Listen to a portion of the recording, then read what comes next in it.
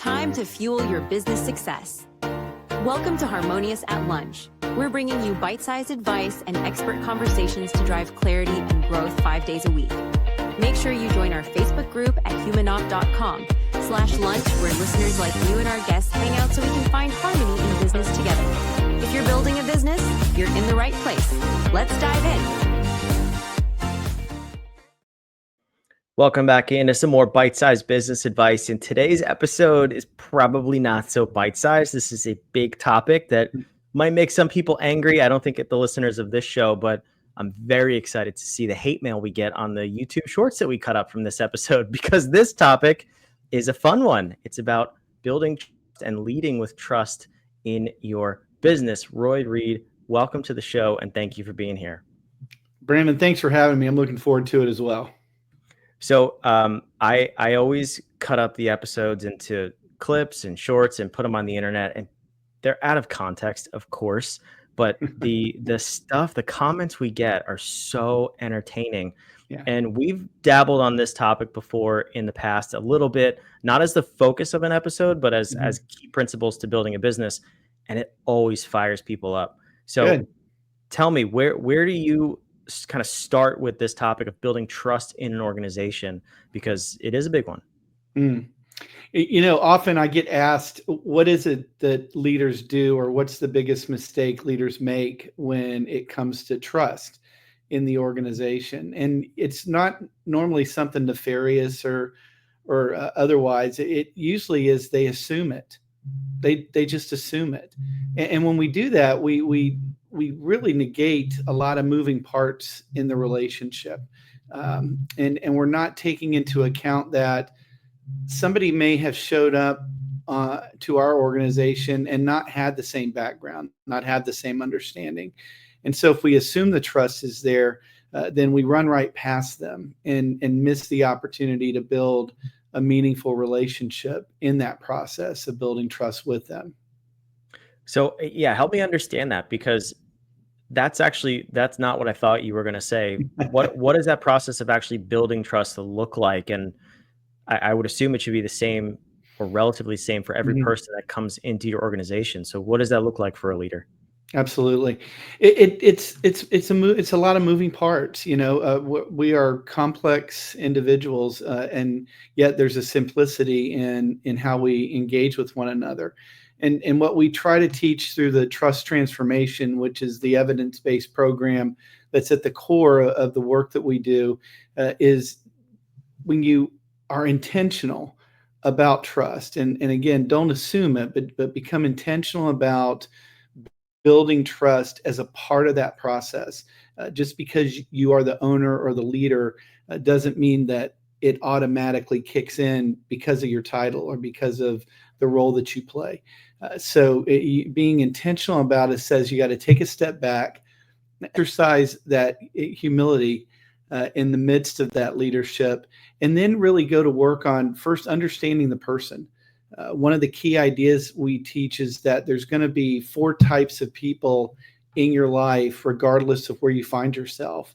You're going to always have your advocates, which are the people that are sold out to 100% of everything that you do, and they're there at a moment's notice whenever you need them. And then you have your allies, who are somewhat aligned with you, but maybe not quite as sold out as the advocate. And then you're going to have a large number of people that we call the agnostics. And these are the people that don't yet have that understanding of who you are or that belief in you. So they're really the blank slate of people out there, and a huge majority of them. And then you're going to have adversaries, people that for whatever reason might be on the other side of an issue with you. Maybe trust was broken with them at some point, or they broke trust with you. But it's the more difficult of the relationships in all 4 of them. And that filter is meant to be not judgment, but condition. And so leaders looking through that filter and understanding where that relationship lies and what is it that I need that relationship to become is part of that intentionality. And so teaching leaders that they're always going to have to deal with that. And it's not, again, a good or bad thing that somebody's in a particular position necessarily. It's just that acknowledgement. And now you have that intentionality and you start taking actions that matters. So one of the key ideas here is that you take responsibility for the relationship. You see them not just as transactional, but as a much more engaging, much more meaningful part of that, that thing you do called leadership. The other thing that we teach is, in terms of a guiding principle here, is that you build trust from the inside out. You have to hold yourself accountable to a certain set of standards before really holding that out for others to live up to. And so that's two of the four guiding principles that we engage people with, but probably two of the most important is in terms of understanding the ideas behind this. And then we really want leaders too to understand that trust works on a variety of different levels. And so I was mentioning to you in our conversations before, at the end of the day, I want people to see trust not as a fragile emotion that may or may not be there for them every day. I want them to embrace trust as an operating system, your leadership operating system, and see it for what it is, and in terms of this robust idea with a lot of different contributing factors to it, many of which you have influence on. Ultimately, the other person has to make that decision. So if you're much more intentional about it, if you're focused on really embracing and taking responsibility for that relationship, you're building trust again from the inside out in everything that you do. You'll see it for that, and understand that at a much deeper level, and you'll see the results. One of the benefits of this is when you become intentional about it, when you put it out there as a driver in your culture, things change, and they change for the better. Yeah, I want to break down how we can actually use trust as an operating system.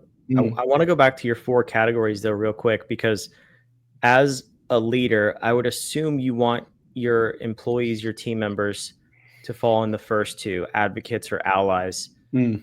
Am I right in assuming Sure. that? Absolutely. That's the desired condition of the Right. relationship, right? So these are all conditions of relationship, not necessarily the pillars of how the program works. This is one factor of it, is Mhm. understanding that. So you would want people that you work with and for to be there. However, you are going to have, in any work environment, there will be those that are adversarial at some level. They could be your competitors or otherwise, but those inside, you certainly want to see them move into those two roles, and make those decisions to be committed to that. Yeah, absolutely. Um, and I know I'm kind of honing in on one part here. I just think it's interesting because I've never heard these. I've never heard it broken down like that. So I do like that. But how would you assess, if you're a leader listening or Mhm. watching to this right now? How would you assess kind of where each individual on your team within your company are before we Mhm. move into trust as an operating system? Sure. A lot of it begins with the conversations and the presence that you have with people. One of the attributes that we teach is the idea of authentic relationships, like real meaningful relationships, and each of these attributes has contributing factors to it. And one of the ones that we dive into is presence in that. And what we find in working with different organizations, again, um, moving out of that space of assumption and into that space of intentionality, when you are being intentional about building presence with people, you're able to see and experience where that relationship is on a much more regular basis. And as you connect with your people and strive to build that intentional relationship that you do, those are the kind of things that become second nature in understanding where that is. So those are probably the easiest ways that we can engage. You can certainly look at more formalized ideas about how do you craft and develop your employee surveys and other tools around that idea that might help give a little bit more insight. But what I hear you asking, is that group of people that are in your closest circle, What are the things that you need to be doing on a regular basis? And I would argue that that intentionality of that presence is critical. Yeah, I think that's huge because that could be felt in a moment from somebody else, from anyone you're talking to. So that's a really good tip. Now, moving into the trust as an operating system, I'm curious whether you're working with a company or you're just observing them. Where do you typically find people on this spectrum, Mm-hmm. and then what does the transition look like to get into trust as a true operating system for a company? Yep. So when we engage an organization, normally what we'll do is we'll come in and take them through a 4-hour half-day training program. The evidence-based program is the core of what we do. The key factor that you're focused on is the important question, though, and that is, first, how does trust work? One of the things that we'll do is we'll ask people as part of an exercise to think of 3 people that you trust the most, and then assign each of those people with a reason, an attribute. What's the thing that makes that person really connect and be so trusted by you? The outcome we want is trusted, and I'll come back to that in a minute. And we'll get all kinds of answers, right? And you get words like dependable or love, or I can tell them anything, or I can be myself with them. And so as you begin to look at all of the reasons people trust, you start to see the words sort of migrate into 2 buckets. One is a bucket of emotion, and the other is a bucket of experience. And so emotion may be one of the things that first hits us about why we trust someone or why we don't trust them, but it's the experience we have with them over time that really begins to inform that. And so those 2 drivers really set up the framework for the model that we work through, that says if we have an experiential component to trust and or an emotional component and an experiential component, now we look at 4 attributes that emerge from that. The attribute of being trustworthy, which is, congratulations, you've earned the right to be trusted. That's not the outcome yet. The attribute of authenticity, having a real meaningful relationship with someone, which I referenced earlier, that really aligns with that emotional scale that we talked about.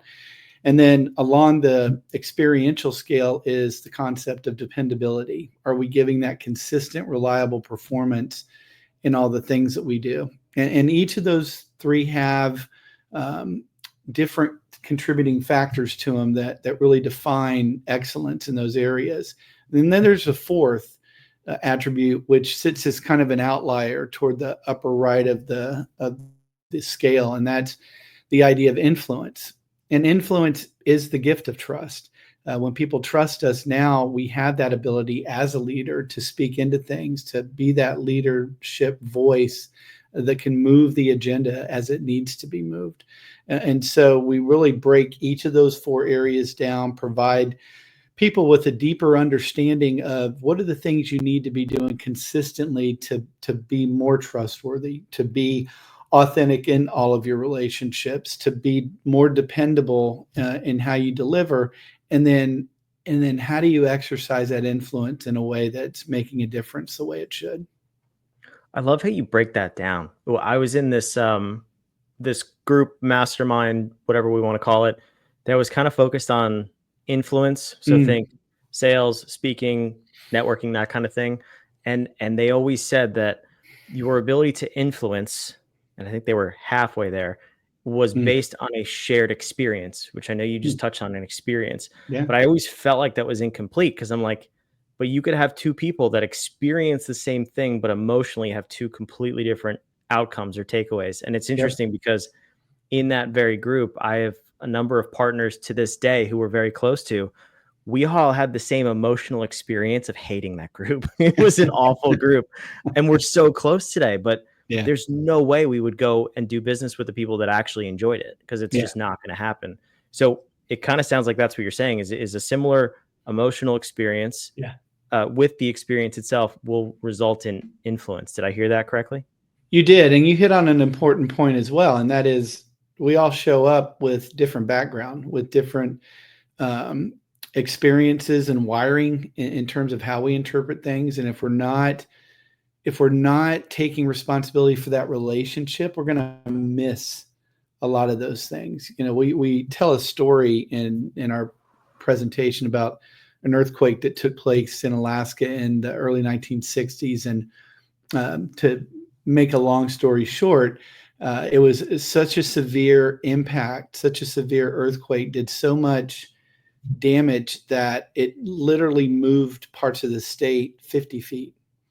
And what that means is you can't build where you were before because it's not there anymore. And all of us go through things in life that move us or redefine us, or traumatic experiences that frame up who we are.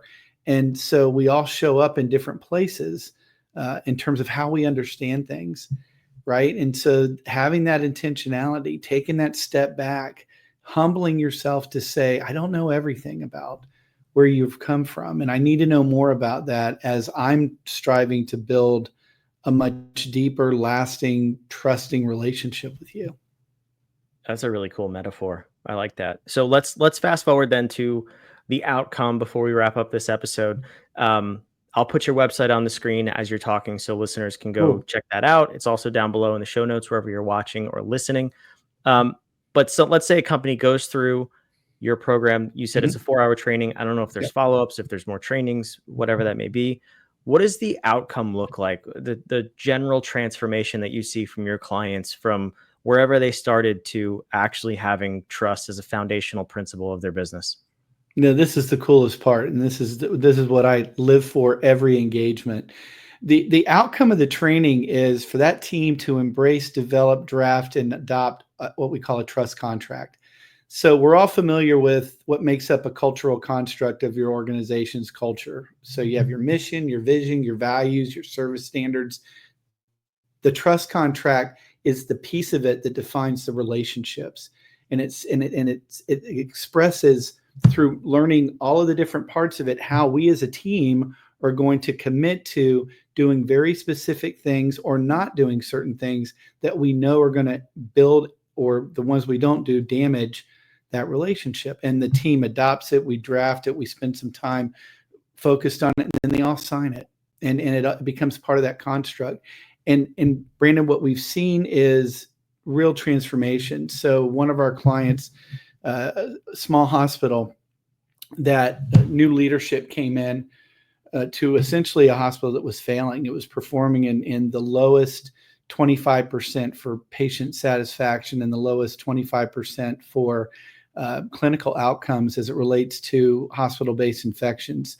Go through the training, adopt the contract. 15 months later, I'm interviewing the CEO for my own accountability to see what happened. And all those numbers flipped. So they were now in the upper 50% on patient satisfaction, continuing to strive for more, and it moved in the upper 80% positive for the hospital-based infections. And they had actually gone 6 months with 0 when he came to see me. And so those are meaningful. They're meaningful in terms of their outcomes from a health standpoint. But there's a number attached to all of that. There's savings attached to all of that that impact the bottom line across the board, and even to the idea of retention of people when they feel better about the place and the organization that they work for. So this isn't, it's not all about the warm fuzzies and the hugs and feeling better about what we do. We want to see those outcomes, and we want to assign those types of things and think about those things as we execute this trust contract for the organization. That's super cool. I love hearing stuff like that too, because it's one of those things where you probably could classify it as a quote unquote soft skill. Correct. But it has such a massive impact on the organization and on the numbers, like you said, the metrics that actually show the results. And in that case, I know not every case is life and death, but it's truly life and death. And that's huge. You potentially save lives by implementing that in an organization. So Roy, this is a super cool conversation. I'm glad we got to sit down and talk about this. It's very much in line with what we believe on this show, that business is way more than just dollars and cents. And so are people. So thanks for stopping by. I'm happy to be here. Do you have a minute? And I'll share one more thing. Yeah, let's do it. So I always want people to think about this in things that we all can relate to. So about 15 years ago, I came home on a Friday night. My daughter, who's the youngest of four and the only girl, so you kind of got a picture there about how much she rules the roost. She had turned our dining room into a bracelet factory. Beads everywhere. It's an OSHA violation. But she was so excited about this bracelet she made for me and asked if I'd put it on. And I told her I would. It was Memorial Day weekend, so went everywhere wearing the bracelet, the mall, the movies, the church picnic, all these stuff. And she would show it off everywhere. I was technically known as show and tell for that weekend. So Tuesday comes along and I run out the door. I put the bracelet on the dresser, go to work. I come home that night. She's still slaving away, working on these little bracelets. And I'm thinking that OSHA didn't get the memo. So Kim and I are making dinner in the kitchen and Faith comes running in. She's got another bracelet. And I look at her and think, I've only got so much arm to give to your cause. And she says this, Daddy, if you didn't like the other bracelet, will you wear this one? Well, that's a devastating moment as a parent. You've let your child down. So I went in the bedroom and I grabbed that bracelet and I put it on and I wear it every day. It's this little bead bracelet here. And what I wanted to share in that story is, and what I want people to understand is I wear it for two reasons. One, because I told her I would. So I'm keeping that commitment. But two, it reminds me that every little thing that I say or do is either contributing to or taken away from the trust that people have in me. So if everyone leaves with one thing today, it's to be more intentional, mindful, and understand that it's those little things that all add up that make up this big bad thing we call trust. It's so true. And I always say that kids are our greatest teachers. I mean, if you ever want to know what you're doing right or wrong, go watch your kids play for 5 minutes. At least that is with me. And what they say probably came out of my mouth or my wife's mouth first. And I know if I need to fix it or if I'm in line. So that's a super cool story. Roy, thanks again for stopping by. No, it's good to be here. For those of you watching, listening, Roy W. Reid, it's on the screen. It's down the show notes down below. Go check that out. And thanks for being here. We'll see you on the next episode 400. I can't believe that, of Harmonious at Lunch. We'll see you back tomorrow. Another episode of Harmonious at Lunch in the books. I hope this episode made you think and you grabbed some actionable ideas to propel your business. Don't forget to like, comment your takeaways, and subscribe wherever you're listening so we can help more entrepreneurs just like you achieve harmony in their life and business. For cutting-edge tools that bring clarity to your people and processes, check out humanoff.com. The download